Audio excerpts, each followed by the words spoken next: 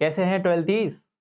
ये जो चैप्टर है ना, ये आपके बिजनेस स्टडीज का पार्ट 2 जो आपकी सेकंड बुक है ना, उसमें चैप्टर नंबर 1 या फिर आप ओवरऑल कहो चैप्टर नंबर 9 है फाइनेंशियल मैनेजमेंट। ये उसकी डिटेल समरी मैंने आपको एक पेज में दे दी है।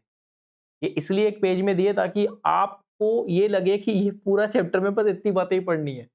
और ये 3 स्टूडेंट्स लोगों के लिए काम आने वाली है। एक जो ऑलरेडी ये चैप्टर पढ़ चुका है, डिटेल में पढ़ चुका है, तो उसको ये लेक्चर के बाद सारी चीजें रिवाइज हो जाएंगी, सारी चीजें रिकॉल हो जाएंगी, उसके लिए इजी हो जाएगा पेपर में।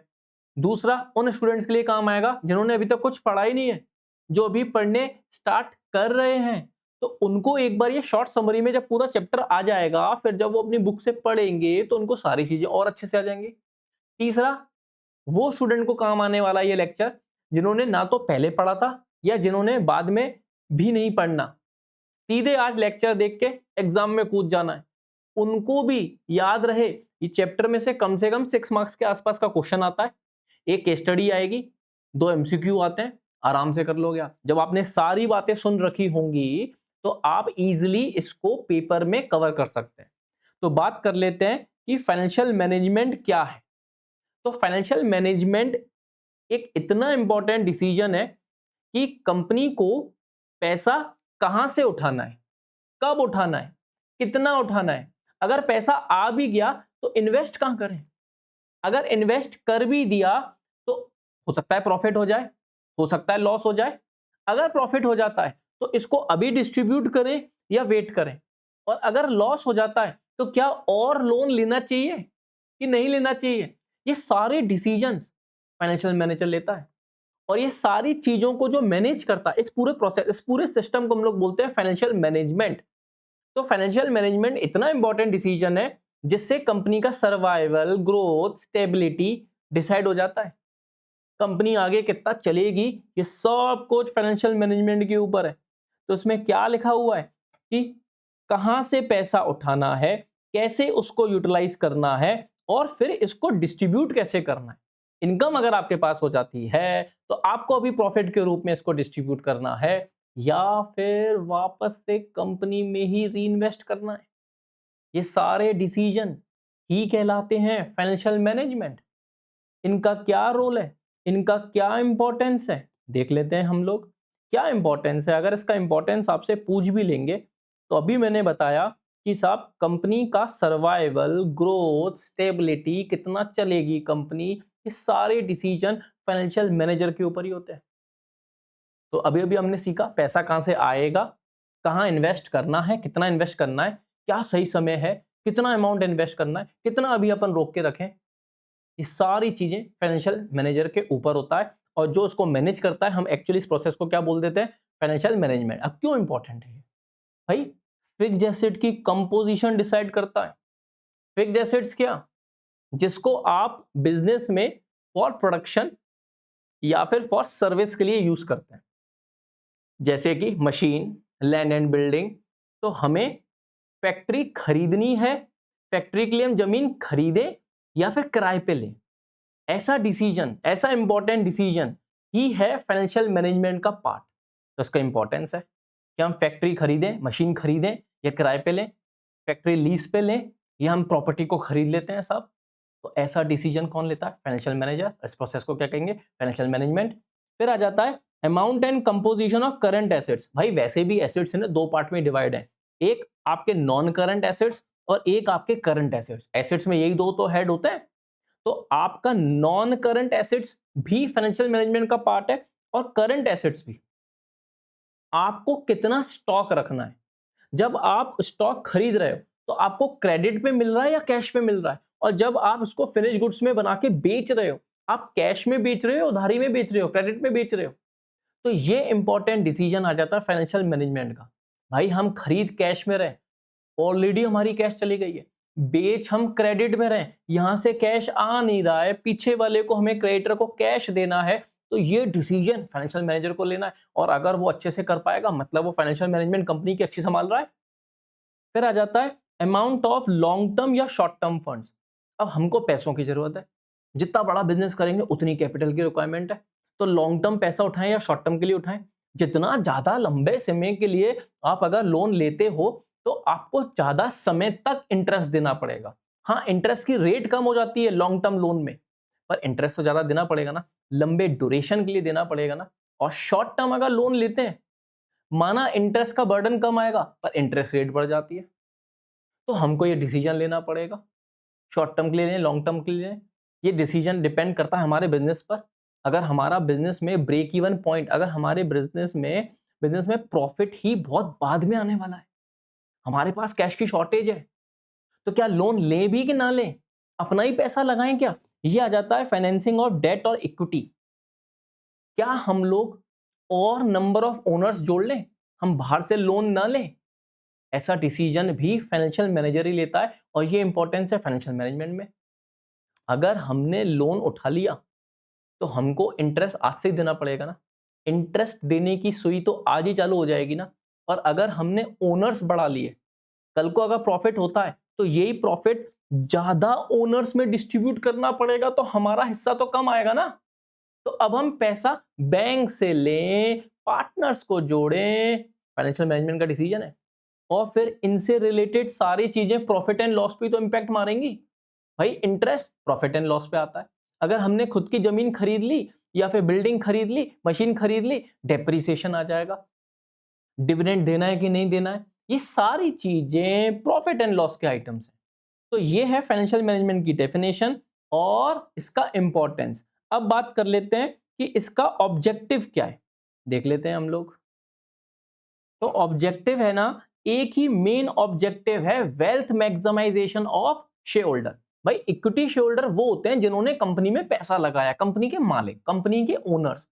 वो हमेशा क्या चाहते हैं, भाई हम भी हमेशा क्या चाहेंगे, जो बिजनेस करेंगे उसमें हमेशा पैसा कमाते रहना, पैसा पहले से ज्यादा कमाएं, पैसा हमेशा बढ़ता रहे, हमारी वेल्थ बढ़ती रहे, हमारी इनकम बढ़ती रहे। तो हमारा मेन ऑब्जेक्टिव क्या है कि हमारा प्रॉफिट मैक्सिमाइज होते रहे, हम ऐसे डिसीजन लें जिससे हमको हमेशा प्रॉफिट हो। और प्रॉफिट ही नहीं, हमारे पास हमेशा कैश हो। भाई अगर आपके पास लिक्विडिटी अच्छी होगी, अच्छी कैश होगी, तो आप डेली के खर्चे निकाल सकते हो ना। आपके पास अच्छी वर्किंग कैपिटल होगी तो आपको अगर कैश में भी स्टॉक मिलेगा, आज डिस्काउंट में स्टॉक मिल रहा है, अगर आपके पास कैश है, क्रेडिट पे खरीदोगे तो महंगा हो जाएगा। तो भाई सस्ता माल लेना है तो आपके पास कैश होना चाहिए ना। तो हमारा ऑब्जेक्टिव क्या है फाइनेंशियल मैनेजमेंट का, कि हम पैसों को ऐसे यूटिलाइज करें कि हमारे पास कैश की शॉर्टेज कभी ना हो, और हम हमारे रिसोर्सेस को प्रॉपरली यूटिलाइज करें। भाई मशीन को अगर हमने अच्छे से यूटिलाइज नहीं किया, ओवर यूटिलाइज कर लिया, डेप्रिसिएशन तो ज्यादा होगा ही होगा, भाई रिपेयर एंड मेंटेनेंस का खर्चा भी तो बढ़ जाएगा। तो हमको एसेट्स को ऐसे यूज करना है कि वेस्ट कम हो, वेस्ट कम होगा मतलब वैल्यू ज्यादा होगी, मतलब आप मशीन को ज्यादा समय तक यूज कर सकते हो। और लिखा हुआ है कि मेन ऑब्जेक्टिव है कि आप अपने कॉन्ट्रेक्चुअल ऑब्लिगेशंस, अपने फाइनेंशियल कमिटमेंट को पूरा कर पाओ। लोन ले तो लिया, इंटरेस्ट तो टाइम पर दे दो। अगर आपके पास प्रॉफिट आ रहा है, टैक्स तो टाइम पर दे दो। अगर आपने डेटर से कॉन्ट्रैक्ट कर रखा है, एडवांस में पैसा दे ले रखा है आपने डेटर से, ताकि आप उसको गुड्स बना के दे पाओ, तो भाई टाइम पर दे तो पाओ। गुड्स तो हम उसको टाइम पे तब दे पाएंगे ना जब हमारे पास रॉ मटेरियल अवेलेबल होगा। रॉ मटेरियल तब खरीद पाएंगे ना जब हमारे पास कैश होगा, और कैश हम तब बचा पाएंगे ना जब हमारे अच्छा फाइनेंशियल मैनेजमेंट सिस्टम होगा।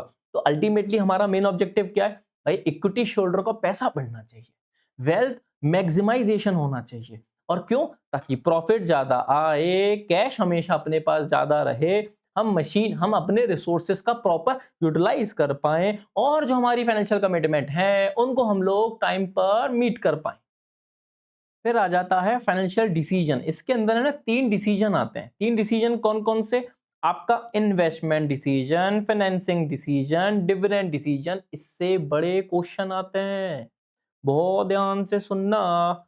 तो पहला आ जाता है हमारा इन्वेस्टमेंट डिसीजन। भाई हमने जो पैसा लोन से ले रखा है या फिर इक्विटी शेयर इश्यू करके ले रखा है, आखिर हम उसको इन्वेस्ट कहां करें?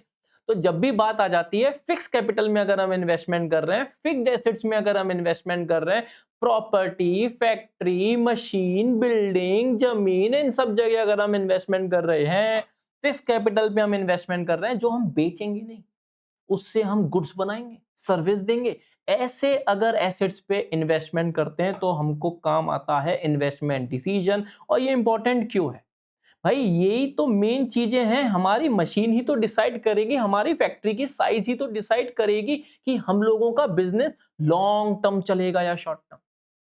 अच्छे एसेट्स में इन्वेस्टमेंट करना पड़ेगा ना। कंपनी को अगर ज्यादा चलाना है तो अच्छी मशीन खरीदनी पड़ेगी ना, तो अच्छा पैसा इन्वेस्टमेंट करना पड़ेगा ना। भाई हम इंपोर्ट करें या देसी डोमेस्टिक प्रोडक्ट खरीदें, डोमेस्टिक मशीन खरीदें, बात आ जाती है। इसमें जो पैसा है वो ह्यूज इन्वॉल्व होता है, इसलिए तो इंपॉर्टेंट है इन्वेस्टमेंट डिसीजन। छोटी मोटी मशीन थोड़ा ना खरीद रहे हैं, जर्मनी से इंपोर्ट कर रहे हैं तो आपका पैसा ज्यादा लग रहा है, रिस्क इन्वॉल्व भी ज्यादा है, क्योंकि हम चाहते हैं कि हमको रिटर्न जल्दी मिले। तो रिटर्न जल्दी तब मिलेगा ना जब हम इतनी एफिशिएंट मशीन खरीदेंगे जिससे क्वालिटी वाले गुड्स बन रहे हैं। क्वालिटी वाले गुड्स बन रहे हैं तो जल्दी बिक भी जाएंगे, जल्दी बिक जाएंगे हम जल्दी पैसा भी कमा लेंगे। तो ये रिस्क भी तो है। हो सकता है महंगी मशीन खरीदने के बाद भी बेकार क्वालिटी के गुड्स बन रहे हैं, नहीं बिक रहे, नहीं पैसा आ रहा। फिर आ जाता है ये डिसीजन इरिवर्सिबल है। जमीन खरीद ली, मशीन खरीद ली, अब लग रहा है नहीं ये बिजनेस नहीं करेंगे, हम सूट नहीं हो रहा, हम तो कुछ और बिजनेस करते हैं। तो क्या मशीन बेच दोगे? अगर बेचोगे तो क्या उतने रेट में बिकेगी? क्या कम में बिकेगी ना, लॉस हो जाएगा ना। तो इन्वेस्टमेंट डिसीजन इसलिए इंपॉर्टेंट है क्योंकि आपका कंपनी का लॉन्ग टर्म ग्रोथ ये डिसाइड कर देगा। ह्यूज अमाउंट इसमें इन्वॉल्व है, रिस्क काफी ज्यादा है, क्योंकि अगर गलत डिसीजन ले लिया कंपनी गई, कंपनी डूब गई, सत्यानाश हो गया कंपनी का। और ये डिसीजन है इरिवर्सिबल। आपने सोच समझ के डिसीजन लेना है, क्योंकि ये ऐसा जल्दी जल्दी डिसीजन रिवर्स नहीं ले सकते आप, पैसा खूब लगा हुआ है ना। फैक्टर्स क्या क्या ध्यान देने हैं हमें भाई? कैश की आवक जावक कैसी है? अगर हमारे पास कैश की शॉर्टेज है तो क्यों हम लोन ले लें? क्या इंटरेस्ट दे पाएंगे? क्या हम क्यों इतनी महंगी महंगी मशीन को परचेज करें? रेंट पे ले लेंगे ना, लीज पे ले लेंगे। आ रही बात समझ में? तो यही कैपिटल बजटिंग डिसीजन होता है। कल को अगर बिजनेस नहीं चला, कल को अगर बिजनेस ने कैश जनरेट नहीं किया, तो हम रेंट पे ही सही थे ना। बिजनेस नहीं चला, बंद कर देंगे, भाई ले जा अपनी मशीन। खरीदी होती, हमें बेचना पड़ता, बेचने के लिए हमें सस्ते में बेचना पड़ता, क्योंकि हम बिजनेस तो कर नहीं रहे, लॉस हो जाता हमें। फिर आ जाता है रिटर्न ऑन इन्वेस्टमेंट। तो किस फैक्टर पे डिपेंड करता है भाई? जहां ज्यादा रिटर्न मिलेगा।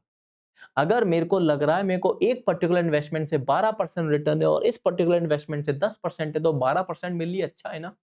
फिर आ जाता है आपका इन्वेस्टमेंट क्राइटेरिया क्या है। क्या आप एक ऐसी टेक्नोलॉजी वाला प्रोडक्ट बना रहे हैं जिसमें बार बार नई नई टेक्नोलॉजी आ रही है? नई नई टेक्नोलॉजी आ रही है तो नई नई मशीन खरीदनी पड़ेगी आपको, नई नई मशीन खरीदनी पड़ेगी तो नया नया बार बार इन्वेस्टमेंट करना पड़ेगा आपको। तो ये फैक्टर्स डिसाइड करते हैं भाई। अगर आप ऐसा गुड्स बना रहे हो जहां आपको लेबर मैनुअल, आपको गुड्स बनाना है, लेबर की रिक्वायरमेंट ज्यादा है, तो उनको time to time salary, bonus, wages देना पड़ेगा ना। तो ये सब फैक्टर्स हैं जिससे इन्वेस्टमेंट डिसीजन डिपेंड करता है।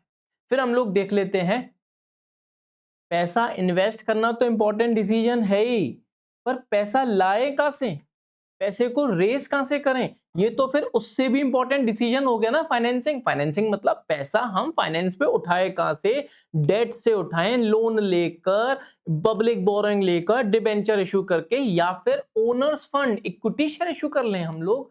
ओनर्स फंड अगर हम इशू करते हैं तो कंट्रोल हमारा शेयर हो जाता है। और अगर हम डेट्स के थ्रू, बैंक लोन से अगर हम पैसा लेते हैं तो हमें टाइम टू टाइम इंटरेस्ट देना पड़ेगा, एसेट्स को गिरवी रखना पड़ेगा। तो ये इंपॉर्टेंट डिसीजन है ना। क्या क्या फैक्टर्स हैं? कॉस्ट, भाई कॉस्ट किसमें ज्यादा आ रही है? शेयर इशू करेंगे, अंडरराइटर का खर्चा आ जाएगा, प्रोस्पेक्टस का खर्चा आ जाएगा, रजिस्ट्रेशन का खर्चा आ जाएगा। और अगर डिबेंचर्स के थ्रू और अगर बैंक लोन के थ्रू हम लोग पैसा रेस करते हैं तो इंटरेस्ट देना पड़ेगा, एसेट गिरवी रखनी पड़ेगी, हमें चार्ज क्रिएट करना पड़ेगा, एसेट्स को पहले इंश्योरेंस करवाना पड़ेगा। खर्चा तो है बॉस, रिस्क देखना पड़ेगा। डेट में रिस्क क्या है? पहले दिन से ही आपको इंटरेस्ट देना पड़ेगा। इक्विटी में रिस्क क्या है? कंट्रोल चला जाएगा, नए नए इक्विटी शेयर होल्डर आ जाएंगे, कंपनी की मीटिंग में, डिसीजन मेकिंग में पार्टिसिपेट कर लेंगे वो लोग, हो सकता है वो अपनी चलाएं। कैश फ्लो पोजीशन आपके पास कैसा है? कैश फ्लो पोजीशन अगर अच्छा है, डेट ले लो, बैंक लोन ले लो, क्योंकि आप इंटरेस्ट आराम से पेमेंट कर सकते हो, क्योंकि आपके पास कैश की आवक जावक बहुत अच्छी है। कंट्रोल, अगर आप चाहते हो अपने पास ही कंट्रोल रहे, नए नए इक्विटी शेयर होल्डरों से शेयर ना करें, बैंक लोन ले लो ना। बैंक लोन से हमें पैसा तो मिल जाएगा, पर जब हम कंपनी में इस पैसों को इन्वेस्ट करने का डिसीजन लेंगे, बैंक से तो ना पूछना है।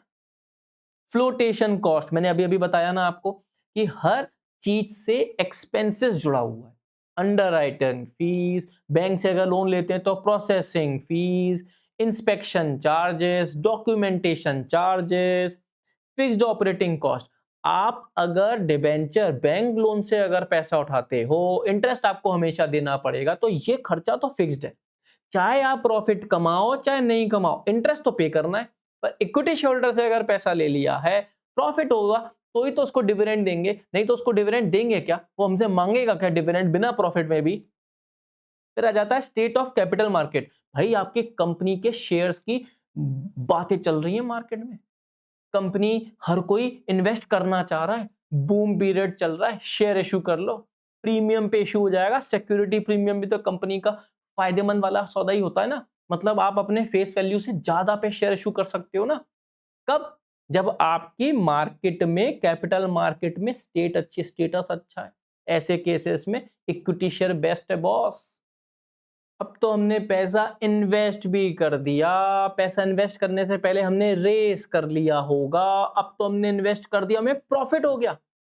अब प्रॉफिट में से पहले तो आपको अपने कॉन्ट्रेक्चुअल ऑब्लिगेशन, टैक्सेशन, जिसको पहले मैंडेटरी खर्चे देने थे दे दो, उसके बाद जो बचा होगा प्रॉफिट, सरप्लस प्रॉफिट, उसको हम कहां ले जाएंगे? मालिकों में बांटेंगे ना। मालिक आओ, इक्विटी शेयर होल्डर आओ, डिविडेंड ले जाओ। तो डिविडेंड डिसीजन भी तो इंपॉर्टेंट है कि आपको प्रॉफिट का बंटवारा कैसे करना है। भाई अब ये डिसीजन अटक जाता है कि प्रॉफिट हम लोग बांटें या बचाएं, हम लोग रिटेन अर्निंग के थ्रू अपने पास ही रखें, या फिर हम शेयर होल्डरों में खुशियां बांट दें, लो डिविडेंड। तो इसके लिए क्या क्या फैक्टर्स देखना है? अर्निंग अच्छी है, डिविडेंड दे दो। स्टेबिलिटी, हर साल आपको प्रॉफिट होता है, दे दो डिविडेंड। कैश आपके पास अच्छी पोजीशन में, अच्छा खासा सरप्लस आपके पास, जो प्रॉफिट आया है वो कैश में स्टॉक है आपके पास, बैलेंस शीट में कैश इन हैंड अच्छा खासा दिख रहा है, दे दो डिविडेंड। ग्रोथ अपॉर्चुनिटीज क्या? अगर आपको लग रहा है कि आपके पास आने वाली ग्रोथ अपॉर्चुनिटीज हैं, आपको पैसों की जरूरत है, तो रिटेन करके रख लो ना। क्यों बांटना है? पैसे को वापस से उस प्रोजेक्ट में री इन्वेस्टमेंट कर लो और बड़ा प्रॉफिट कर लो, फिर ज्यादा पैसा बांट लेना। स्टेबिलिटी ऑफ डिविडेंड, भाई अगर आपको इक्विटी शेयरहोल्डरों का ट्रस्ट बरकरार रखना है, वो आपके ऊपर भरोसा करते हैं, ये कंपनी तो हमेशा डिविडेंड देती है, ऐसी बातें चल रही हैं। कल को अगर आपने डिविडेंड एक साल भी नहीं दिया, ट्रस्ट टूट जाएगा, इन्वेस्टर भग जाएंगे, डर जाएंगे, वो लोग कंपनी में कुछ गड़बड़ चल रही है, डिविडेंड नहीं दे रही इस बार। प्रेफरेंस ऑफ शेयर होल्डर, भाई यंग एंटरप्रेन्योर हैं आपके पास, यंग इन्वेस्टर्स हैं, तो प्रॉफिट बचा के रखो और नए नए प्रोजेक्ट्स में इन्वेस्ट कर दो। और रिटायर्ड इन्वेस्टर हैं, बुढ़े इन्वेस्टर हैं, ओल्ड एज हो गई है, वो तो कह रहे हैं भैया बहुत पैसा कमा लिया, अब तो हमें डिविडेंड के रूप में दे के फ्री करो, छुट्टी कर दो हमारी। तो शेयर होल्डर का प्रेफरेंस देखना पड़ेगा। टैक्स ज्यादा है, डिविडेंड मत दो, टैक्स जब कम हो जाएगा डिविडेंड भर भर के दे दो। एक्सेस टू कैपिटल मार्केट, अगर आपको लग रहा है आप नई नवेली कंपनी हो, आपके पास बहुत सारे कॉम्पिटिटर हैं, पैसा बचा के रखना पड़ेगा क्योंकि मार्केटिंग में खर्चा करना है, कॉम्पिटिटर से आगे निकलने के लिए खर्चा करना है, तो डिविडेंड क्यों बांट रहे हो भाई? मत बांटो ना, संभाल के रखो ना अपने पास। लीगल रिस्ट्रिक्शन, कंपनी के ऊपर पहले से लोन का बर्डन है, डिबेंचर होल्डरों को इंटरेस्ट मिला नहीं है और तुम यहाँ लोन का पैसा तुम चुका नहीं पा रहे, डिविडेंड बांट रहे हो? नहीं। तो डिविडेंड देते वक्त कंपनीज एक्ट की काफी सारी रिस्ट्रिक्शंस हैं। कंपनीज एक्ट बहुत सारे नियम कायदे कानून बनाता है कि इतने एवरेज ऑफ पिछले 3 साल के डिविडेंड से ज्यादा नहीं हो सकता। जब आप डिविडेंड दोगे तो आपके पास जनरल रिजर्व से आप इतना ही पैसा निकाल सकते हो। आपका paid up share capital, equity आप इतना आपको रखना ही पड़ेगा, तभी आप डिविडेंड दे सकते हो। कॉन्ट्रेक्चुअल कॉन्स्ट्रेंट, भाई पहले आपने वादा किया था क्रेडिटर्स को पैसा देने के लिए, पहले आपने वादा किया था बैंक का लोन चुकाने के लिए, पहले वो तो दे दो, तभी तो डिविडेंड बांटोगे। स्टॉक मार्केट रिएक्शन, डिविडेंड एक गुड डिसीजन, एक अच्छी न्यूज की तरह फैल जाती है मार्केट में और शेयर मार्केट में प्राइस बढ़ जाती है। तो अगर आपको लग रहा है शेयर मार्केट में आपको अपनी प्राइस बढ़ाकर और अपॉर्चुनिटीज को ग्रैब करना है, डिविडेंड दे दो डिविडेंड, अच्छी बात हो जाएगी आपके लिए। तो ये 3 बहुत इंपॉर्टेंट डिसीजन है जिससे क्वेश्चन आते ही आते हैं। आगे हम लोग देखते हैं, प्रॉफिट है ना, कमाना तो इंपॉर्टेंट है, पर फ्यूचर प्लान करके चलना और ज्यादा इंपॉर्टेंट है। आज आपके पास प्रॉफिट है, आज आपके पास पैसा है, कल हो कि ना हो, कल इतनी सारी बिजनेस अपॉर्चुनिटीज आ रही हैं, उसको ग्रैब करने के लिए आपके पास थोड़ा बहुत तो पैसा होना चाहिए ना। आपको ऐसा सब कुछ प्लान करके चलना पड़ेगा ना। कुछ भी अनएक्सपेक्टेड चीजें, अनसर्टेन चीजें कल को आ सकती हैं। गवर्नमेंट कोई नए टैक्सेशन लगा दे, हमारी मशीन खराब हो जाए, हमें नई मशीन खरीदने पड़े, एकदम से डेटर्स ने, एकदम से वेंडर्स ने हमें बहुत सारा ऑर्डर दे दिया, क्रिएटर ने क्रेडिट देने से मना कर दिया, हाँ, लेबर ने स्ट्राइक कर दी, ओवर टाइम अलाउंस हमें देना है, पैसा तो होना चाहिए ना। इसलिए हमें क्या करके चलना पड़ेगा boss? Financial planning. Actual capital अभी शॉर्ट टर्म में कितना चाहिए हमें, हमें ये डिसाइड करना पड़ेगा। कितना पैसा हमें चाहिए, कहां से लेंगे और इसका हम लोग यूटिलाइज कैसे करेंगे। हाँ हाँ, ये वैसा ही है जैसे अभी अभी हमने पढ़ा था फाइनेंस डिसीजन में, इन्वेस्टमेंट डिसीजन में। हाँ, इन दोनों को लिंक ही ये करता है फाइनेंशियल प्लानिंग। कहां पैसा इन्वेस्टमेंट करना है और कहां से उठाना है, इन दोनों की तैयारी फाइनेंशियल प्लानिंग। तो इसके ऑब्जेक्टिव क्या है कि हमारे पास हमेशा पैसा अवेलेबल हो, और ये जो अवेलेबल पैसे है हमारे पास, इसको हम गलत जगह यूटिलाइज ना कर दें। हमारे पास पैसा था और पैसा लोन ना ले लें। हमारे पास पैसा है नहीं पर हमने कॉन्ट्रैक्ट्स कर दिए, और अब कॉन्ट्रैक्ट्स को पूरा करने के लिए, गुड्स बनाने के लिए, रॉ मटेरियल खरीदने के लिए पैसा ही नहीं है। तो to see that the firm does not raise resources unnecessary, और अगर रिसोर्स रेज भी कर लिए, मतलब पैसा रेज भी कर लिया है, तो उसको सही तरीके से प्लान करके एक्सपेंड करना, खर्चा करना। क्यों इंपॉर्टेंट है? बहुत बहुत इजी इंपॉर्टेंस है, ताकि आप फ्यूचर के लिए हमेशा प्रिपेयर्ड रहें, बिजनेस हमेशा शॉक्स या सरप्राइजेस को हमेशा इजीली हैंडल कर पाए। टैक्सेशन अगर बढ़ गया है, हमारे पास पैसा है, हाल दे देंगे। जीएसटी का छापा पड़ गया, इनकम टैक्स का छापा पड़ गया, भाई साहब पैसे हैं, निपट लेंगे। मतलब ये ब्राइब दे के नहीं करना है हमें, प्रॉपर प्लानिंग करके ही हमें करना है। बच्चा बड़ा हो रहा है, शादी करवानी है, अच्छी शादी करवानी है, पैसे होंगे तभी तो अच्छी शादी होगी ना, प्लानिंग करके चलनी पड़ेगी ना। बच्चा बड़ा हो रहा है, कॉलेज में एडमिशन करवाना है, अच्छे कॉलेज में एडमिशन करवाना है, पैसे होंगे तभी तो कर पाएंगे ना।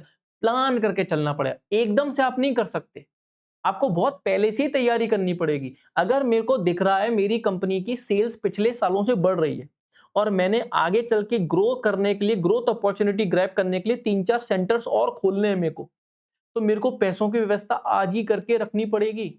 सेल्स को फोरकास्ट कर लो, सेल्स अगर बढ़ रही है तो प्रोडक्शन बढ़ेगा, प्रोडक्शन बढ़ेगा तो परचेजिंग बढ़ेगी, परचेजिंग बढ़ेगी तो पहले रॉ मटेरियल तो खरीद ले, तभी तो गुड्स बना के बेचेगा। तो इट्स कोऑर्डिनेट वेरियस फंक्शन, वही प्रोडक्शन और सेल्स को कोऑर्डिनेट कौन करेगा? Financial planner.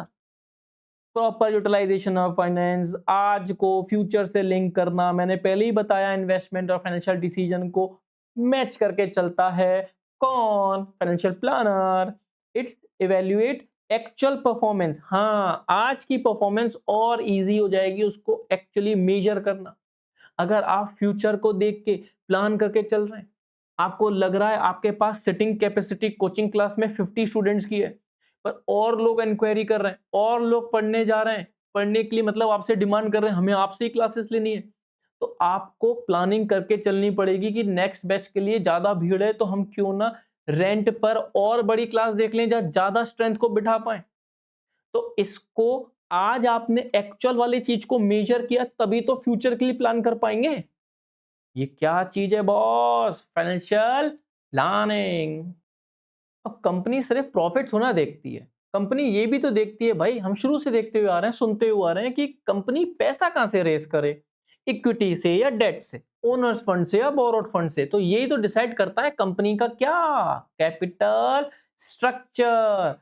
कितना हम मार्केट से पैसा उठाएं, कितना हम ओनर लोग पैसा लगाएं, ये दोनों चीजें मिला के, डेट और इक्विटी मिला के हमारा डिसाइड करता है कैपिटल स्ट्रक्चर। देखो भाई, हमारा मेन ऑब्जेक्टिव क्या था फाइनेंशियल मैनेजमेंट का? वेल्थ मैक्सिमाइजेशन होना चाहिए, इक्विटी शेयर होल्डरों को प्रॉफिट ज्यादा मिलना चाहिए, और कंट्रोल भी हमारे पास रहे, रिस्क भी कम हो। तो तभी तो डेट और इक्विटी का प्रोपोर्शन बिठाना पड़ेगा। कंट्रोल अगर हम ज्यादा अपने पास रखना चाहते हैं तो डेट ले लो, रिस्क हम कम लेना चाहते हैं कि हमको इंटरेस्ट का खर्चा कम देना पड़े, इक्विटी ले लो। इसी को तो बैलेंस करना है ना कैपिटल स्ट्रक्चर में। तो क्या क्या फैक्टर्स हम देखेंगे? अगर आपके पास कैश की आवक जावक अच्छा है, डेट ले लो। जैसे ही आपने बैंक से लोन लिया इंटरेस्ट देना पड़ेगा, कैश तो है तुम्हारे पास। इंटरेस्ट कवरेज रेशियो, अगर आपका EBIT earning before interest and tax इतना अच्छा है कि आप उसमें से इजीली इंटरेस्ट का पेमेंट दे सकते हो, मतलब आपका अर्निंग है 10 लाख और इंटरेस्ट देते हो आप सिर्फ 2 लाख रुपए बैंक को जिसपे आपने लोन लिया है, तो आपके पास पैसा 5 टाइम्स ज्यादा हुआ ना। 10 अर्निंग डिवाइड बाय इंटरेस्ट कितना दे रहे हो 2, तो 5 टाइम्स आपके पास इतना पैसा है कि आप 5 बार इंटरेस्ट दे सकते हो। और डेट सर्विस कवरेज रेशियो, सिर्फ इंटरेस्ट ही क्यों, पूरा का पूरा प्रिंसिपल अमाउंट आप दे सकते हो। मतलब आपने प्रेफरेंस होल्डर से पैसा लिया है, डिबेंचर होल्डर से पैसा लिया है, बैंक से पैसा लिया है, पब्लिक बोरोइंग ले लिए हैं आपने, तो आप उन सब का टोटल जितना उन लोगों को देना है उससे ज्यादा तो आप पैसा कमा रहे हो। तो जितना ये ज्यादा होगा आप और पैसा मार्केट से उठा सकते हो। रिटर्न ऑन इन्वेस्टमेंट, आरओआई, भाई आपने पैसा उठाया है बैंक से 10% लोन पर, 10% आपको इंटरेस्ट देना है। ये पैसा आपने धंधे में लगाया, ओहो आपने इतना अच्छा प्रॉफिट कमाया कि आपको रिटर्न आ रहा है 15%। पैसा उठाया है 10%, कमा रहे हो आप 15%, तो आपका income return on investment rate of interest से ज्यादा है। अच्छी बात है ना, और पैसा ले लो। पैसा जैसे ही अपन बाहर वाले से ले रहे हैं, धंधे में लगा रहे हैं, ज्यादा कमा रहे हैं। कॉस्ट ऑफ डेट और लोन रेट बढ़ गई, processing fee, inspection charges, documentation charges बहुत बढ़ गए, डेट मत लो। टैक्स रेट ज्यादा है, अगर टैक्स रेट ज्यादा है, टैक्स रेट है तो उल्टा डेट अच्छा है। बात समझो, ये आपकी कमाई ईबीआईटी, इसमें से इंटरेस्ट माइनस हो जाएगा। जैसे ही तुमने earning before interest and tax से इंटरेस्ट माइनस किया, बैंक लोन से जो आपने लोन लिया उस पर देने वाला इंटरेस्ट, तो आपका अर्निंग बिफोर टैक्स आता है। और फिर इसमें से आप जब टैक्स माइनस करोगे तो आपका टैक्स कम हो जाएगा ना, टैक्स आपको सरकार को देना कम पड़ेगा ना। तो जब भी टैक्स रेट ज्यादा होता है लोन ले लो, जब भी टैक्स रेट ज्यादा होता है डेट इज बेटर, तो आपको टैक्स कम देना पड़ेगा, अर्निंग आफ्टर टैक्स ज्यादा बचेगा आपके पास। कॉस्ट ऑफ इक्विटी देखना पड़ेगा, अंडरराइटिंग फीस ज्यादा है, अंडरराइटर वो होते हैं जो हमारे शेयर्स बिकवाते हैं, वो कमीशन ज्यादा ले रहे हैं, 5% तो मैक्सिमम है, तो 5% पे एग्री हो रहे हैं, शेयर्स हम बेच ही नहीं पा रहे हैं अंडरराइटर से बिना, क्या करें। तो इक्विटी की भी कॉस्ट देखते हैं, आरओसी ने स्टैम्प ड्यूटी ज्यादा लगा दी है, फीस ज्यादा ले रहे हैं, फ्लोटेशन कॉस्ट यही एक्स्ट्रा खर्चा, रिस्क कंसीडरेशन, अगर आप चाहते हो कंट्रोल आपके पास रहे तो आ गया साहब कंट्रोल, तो ऐसे केसेस में डेट बेटर है क्योंकि इक्विटी शेयरहोल्डर से कंट्रोल देना पड़ता है। और रिस्क में कैसा, भाई मान लो आज की तारीख में बैंक ने इंटरेस्ट ज्यादा कर रखा है, आरबीआई ने रेट बढ़ा दिया, तो इंटरेस्ट ज्यादा देना पड़ेगा ना। आपके पास कैश की शॉर्टेज, आप इंटरेस्ट भी पे नहीं कर पाओगे, एसेट भी गिरवी रखी, अभी हाल भेज देंगे, आप बेच देंगे आपकी एसेट्स, गुड्स कैसे बनाओगे, सारी रिस्क देखने पड़ेंगे ना, रूल्स रेगुलेशंस देखने पड़ेंगे ना। भाई पिछला लोन तो अभी तक आपने चुकाया नहीं, तो क्या नया लोन ले लोगे, बोलो बोलो। और सारा आज ही लोन ले लोगे, अपना पैसा कम लगाओगे, तो कल को लोन वापस नहीं चुका पाए तो आगे आपके पास और लोन लेने की तो उम्मीद ही खत्म हो गई ना। स्टॉक मार्केट कंडीशन, भाई मार्केट में आपका नाम है, शेयर बूम पे चल रहा है, ले लो इक्विटी शेयर इश्यू कर लो, महंगे में बिकेंगे। रिसेशन चल रहा है, कंपनी को कोई जानता ही नहीं है, कंपनी के शेयर्स बिक ही नहीं रहे, क्या करें, डेट ले लो।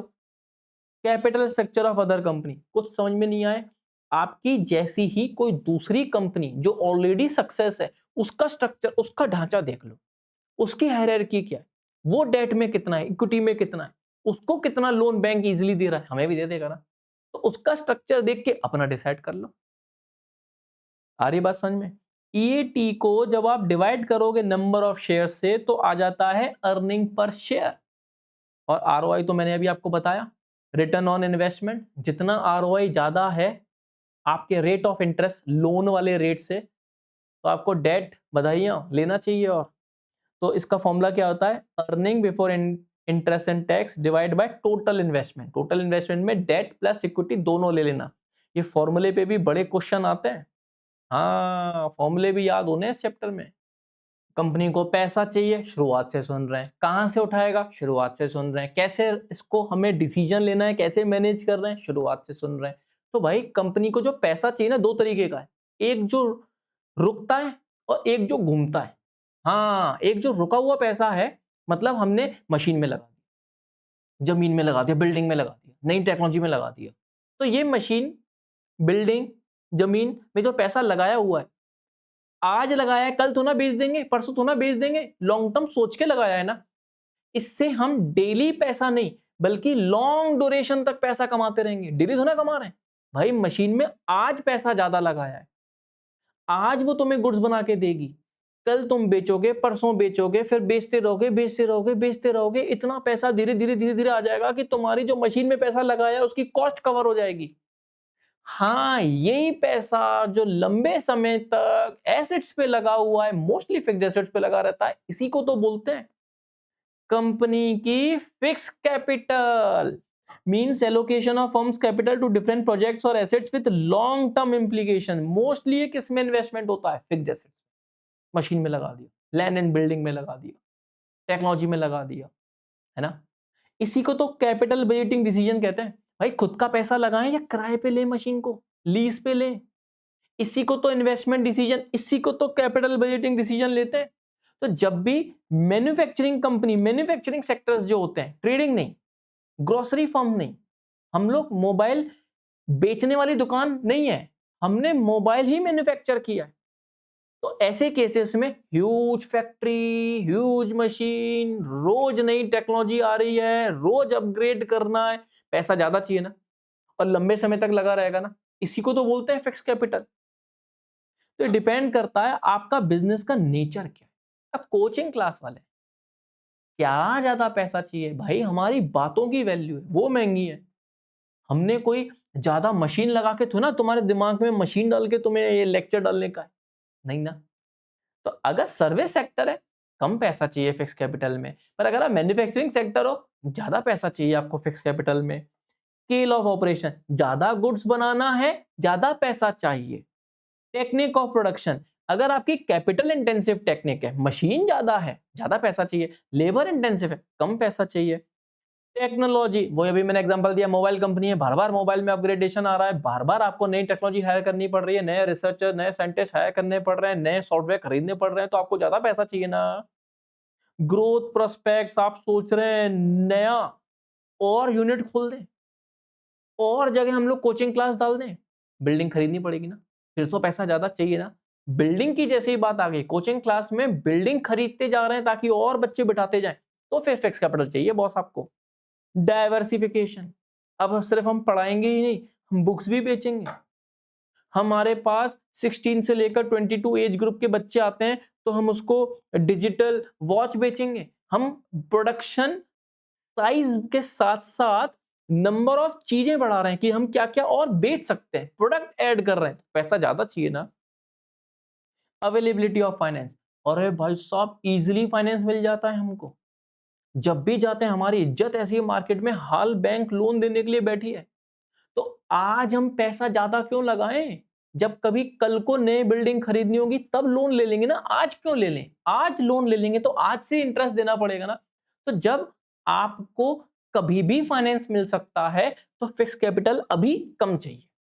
पर आपको डर है कल को पैसा मिले ना मिले, बैंक से ऐसे सेटिंग फिर से बैठ पाए नहीं बैठ पाए, आज ही लोन ज्यादा ले लो, आज ही फिक्स कैपिटल ज्यादा ले लो।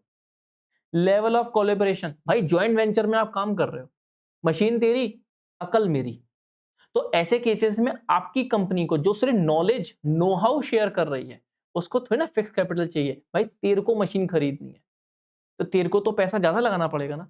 तो जब अपन एक सिंगल बिजनेस यूनिट है, अकल भी आपको लगानी है, मशीन भी आपकी है, तो पैसा आपको ज्यादा लगाना पड़ेगा, और मशीन उसकी, अकल मेरी, पैसा अपन को तो कम लगाना है ना। तो ये सारी चीजें होती हैं फिक्स कैपिटल और फिक्स कैपिटल के फैक्टर्स। तो आया ना फिक्स कैपिटल का मतलब समझने। तो फिक्स कैपिटल से बिजनेस बनता है, पर वर्किंग कैपिटल से बिजनेस चलता है।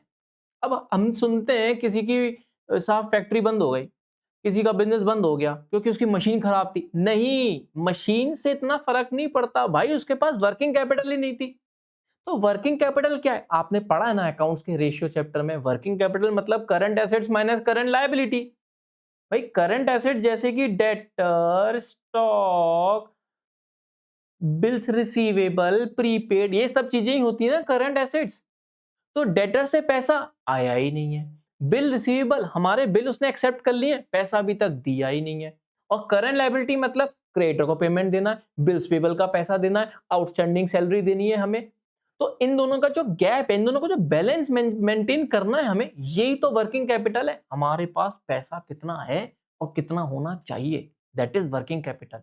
तो amount invested for one financial year in value of current assets represent working capital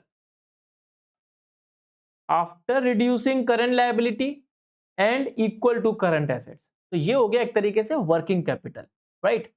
working capital वही current assets minus current liability, मतलब कितना आपके पास कैश होना चाहिए और कैश ज्यादा होना चाहिए कि नहीं होना चाहिए, इसके क्या फैक्टर्स हैं। बिजनेस डिपेंड करता है।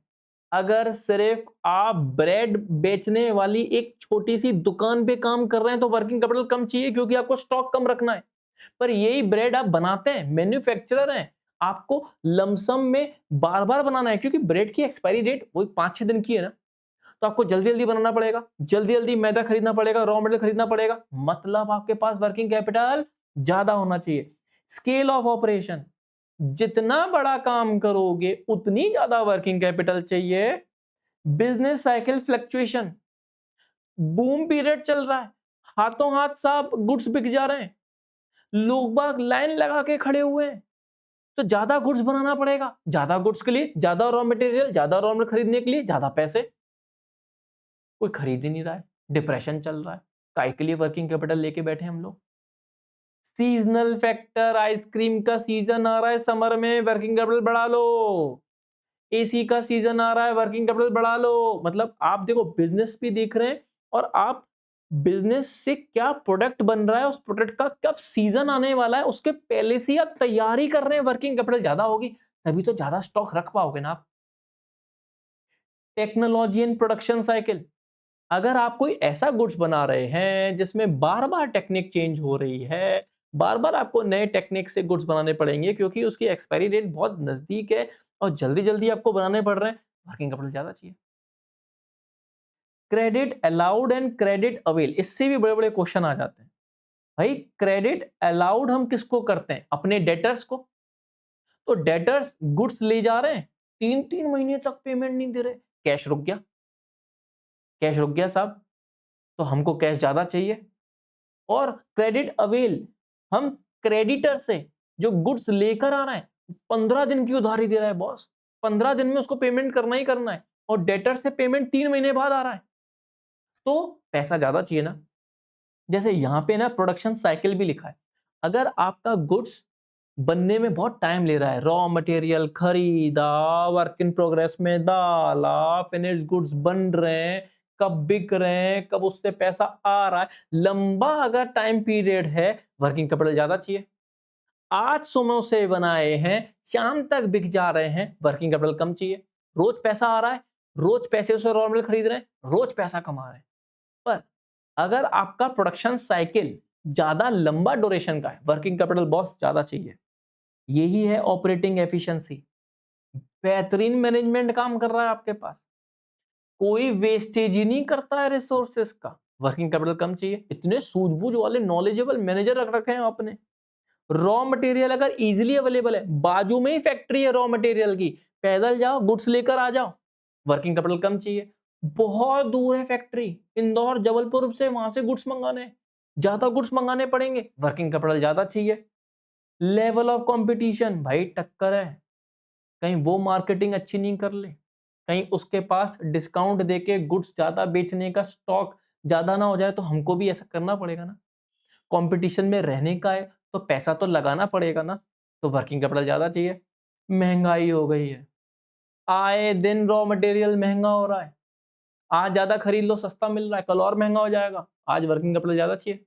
इन्फ्लेशन मतलब महंगाई। और ग्रोथ प्रोस्पेक्ट्स, तुमको लग रहा है तुम्हारे ही माल की, तुम्हारे ही गुड्स की डिमांड है मार्केट में, आते जा रहे हैं गुड्स, बेचते जा रहे हो तुम, ज्यादा बनाने पड़ेंगे, ज्यादा वर्किंग कैपिटल चाहिए। फिक्स कैपिटल मतलब फिक्स्ड एसेट्स में investment, working capital current asset में इन्वेस्टमेंट। तो देखो मैंने ना पूरा चैप्टर आपको रिकॉल करवाया है सर, बहुत इन डेप्थ में नहीं उतारा है मैंने, और मोटा मोटी 40 मिनट के अंदर पूरा वन शॉट में हो गया ये सब। तो याद रखना, इसके बाद भी आपको पढ़ना तो पड़ेगा मेन बुक से, आपका रिवाइज पूरा हो गया है। हाँ, पेपर में अगर आप क्वेश्चन अब देखोगे तो आराम से हैंडल कर लोगे। चैंपियन लोगो बॉस, आप चैंपियन, बोर्ड में इतने अच्छे नंबर लाते हो आप लोग, मेरे को सब पता है। ठीक है, तो लाइक सब्सक्राइब करते रहना, लोगों से शेयर करते रहना। मिलते हैं अगले लेक्चर में। जय श्री राम।